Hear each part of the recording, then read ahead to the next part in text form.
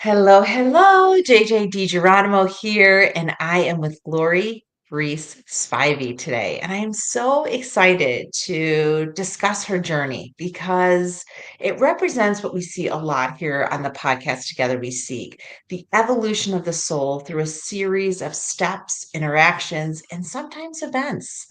And many of the lessons that we learn and the gifts that we share come from our own experiences. And Lori is at a very pivotal place in her journey. And I am so honored, Lori, that you're here with us today. So thank you for joining us. Oh, thank you, JJ. I so appreciate you having this platform. I love listening in to your YouTube and just learning all the stuff from all these different practitioners. It's great. Well, me too. I have to say, I really like Tuesdays at 2 is one of my favorite times because as a Sagittarius moon, I love to learn too. And I love to just really connect with the different practitioners, healers, light workers, mystics that come to understand, how have they unraveled, right? What has been buried deep to let it shine for others.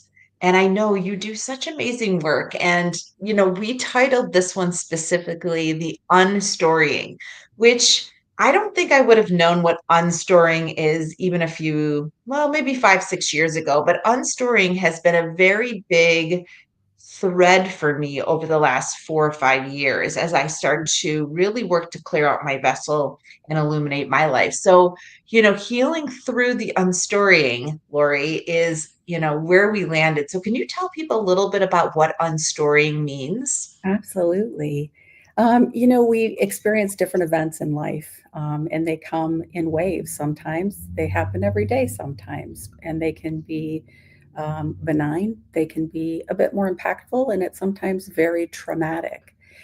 And so, as these events occur, we attach a story, we create a narrative based on how we feel, what our frame of mind is, all different factors at the moment that those events take place. And the story resides in our DNA and plays on a continual loop sometimes, and limits us occasionally in things we want to do in life. And so when you start to break down all the pieces and you get to those little parts that contain those pieces, and you find the origination of why that story began and where it resides in your body, and really connect with all of the different parts, right? It's about connecting your head to your heart to your full body and understanding why it was created in the first place, and then trying to take any gems of learning that you have from that, um, appreciating sort of what that story meant and provided to you and how it helped you grow, and then allowing the energies that's no longer serving you to be released, and finding any beauty that remains in that and carrying that forward in your path. I love that. I love that. And then so it's like, it's the like really excavation of the energy that we're holding. It truly is, and sometimes it can get very embedded in our tissue, right? Things that we've held on to for so many years, and we keep burying it deeper and deeper and deeper, and sometimes it causes physical pain, and sometimes it causes some discomfort in our bodies, and if we're not tuning into our bodies and really understanding, that our body's trying to wake us up and tell us something, get our attention, something that needs to be taken care of and nurtured, and loved and healed. And so all those things have to happen.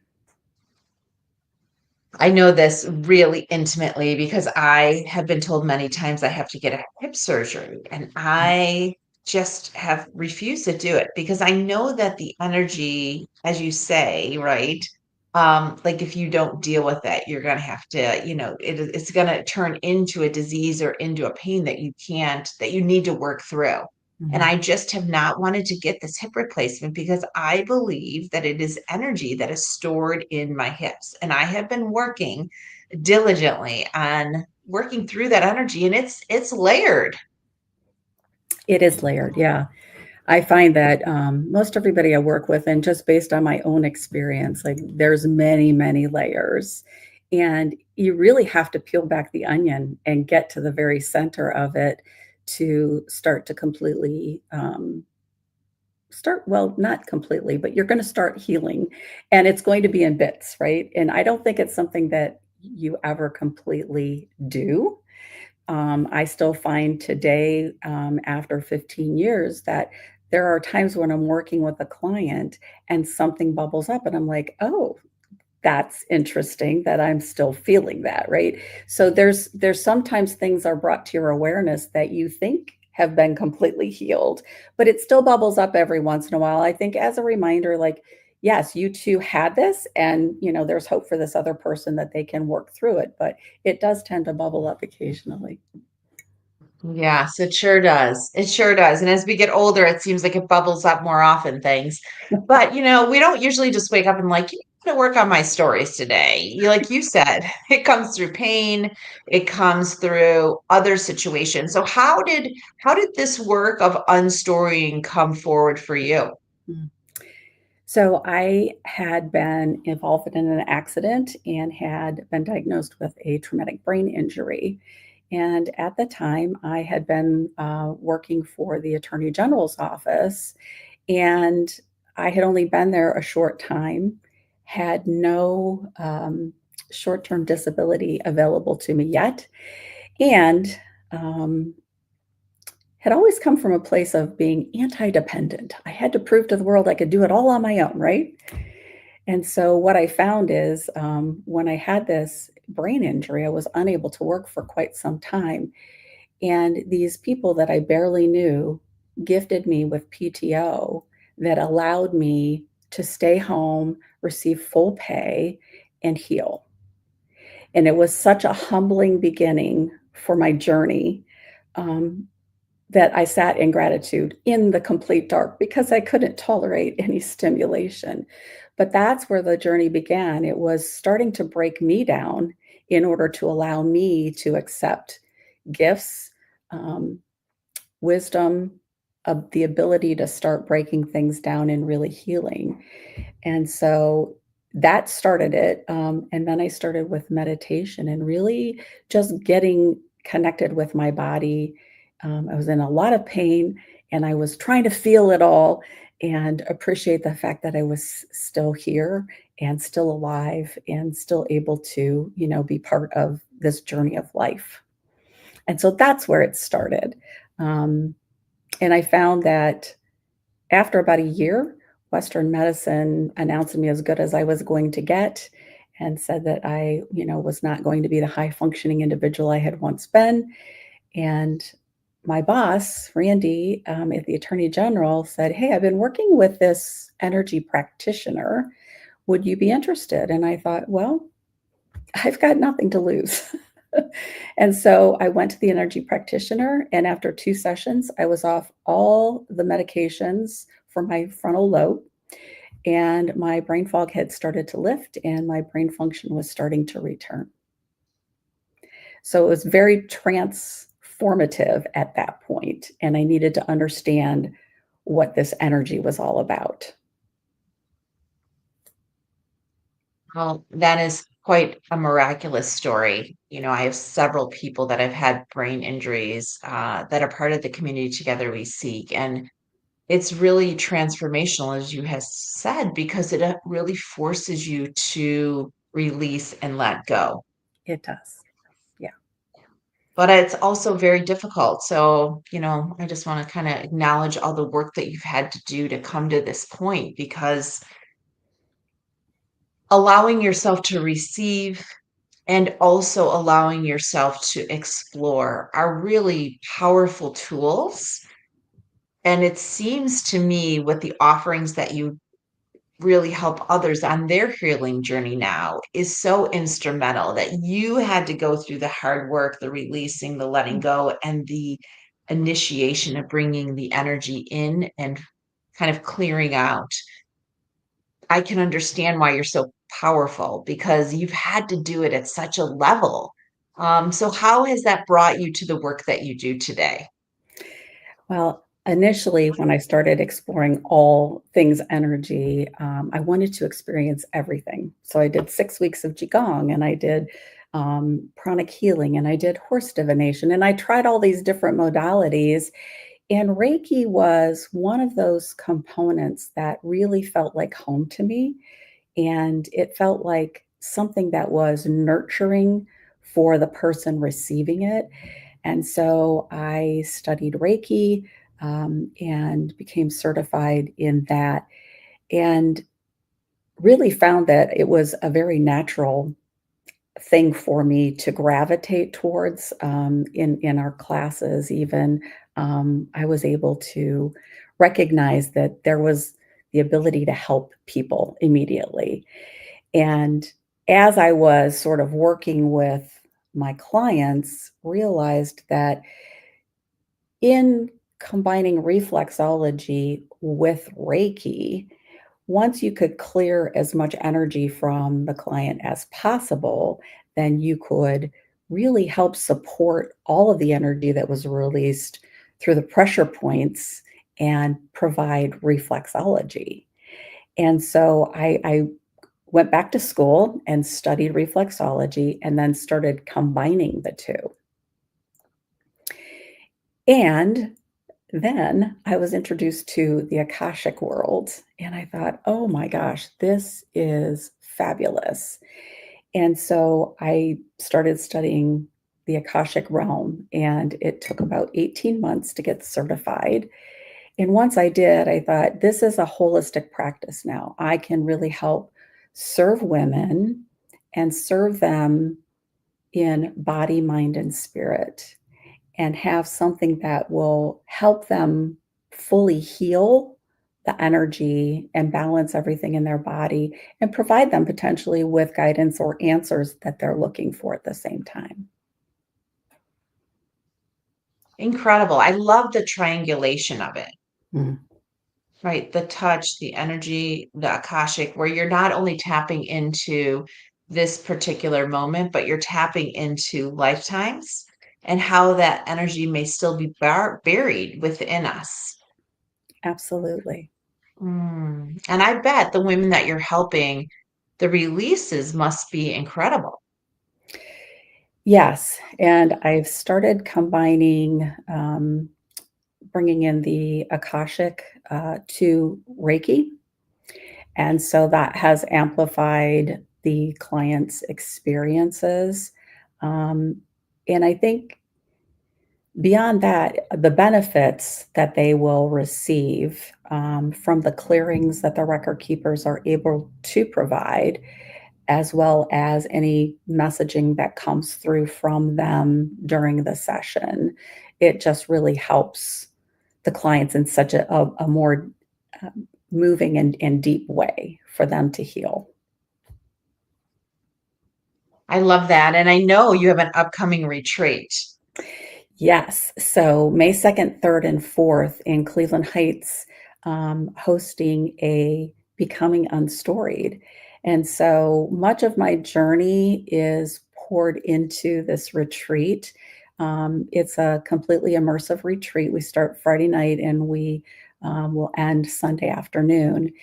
And we'll be going down to that cellular level and really understanding where in you that pain resides and how to connect to the mind of the body and how to like really lean into it and then start breaking it apart and understanding it.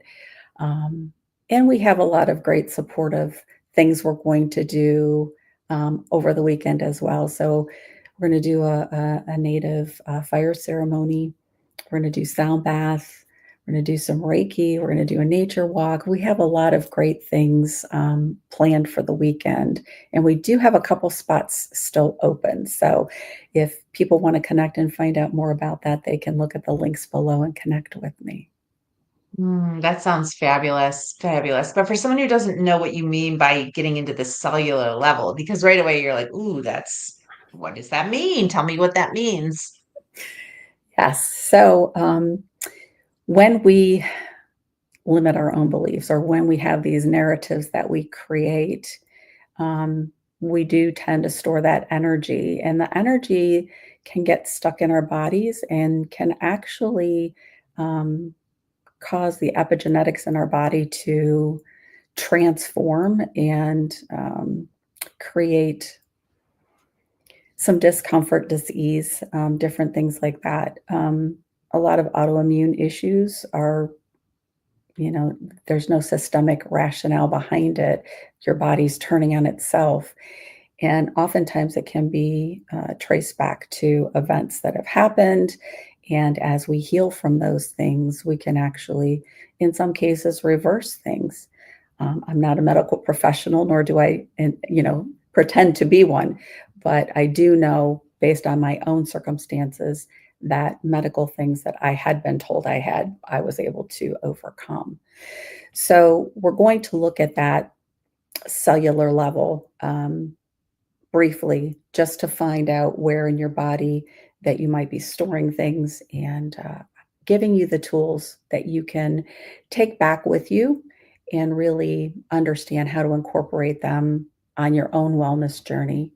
And everybody's journey looks different. And so as these women come together, we expect them each to be having very unique experiences in this collective.